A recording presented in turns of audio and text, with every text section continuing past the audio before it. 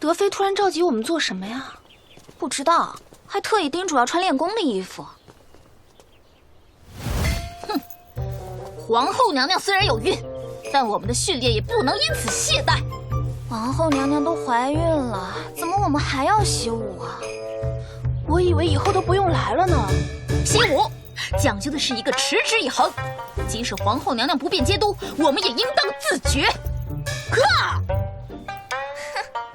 我们为何要听从你的安排？你有什么资格管教大家？我怎么没有资格？在场的姐妹中，可是我的资历最深。资历最深不代表你位分最高。现在你我可都是妃位。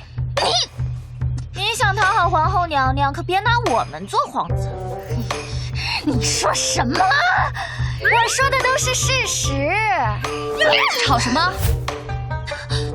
皇后娘娘，臣妾想带大家习武，没想到大家颇有异议。等下我叫人将训练计划拿给你。娘娘放心，臣妾一定不负所望。以后便由德妃领你们习武，有异议的找本宫便是。是。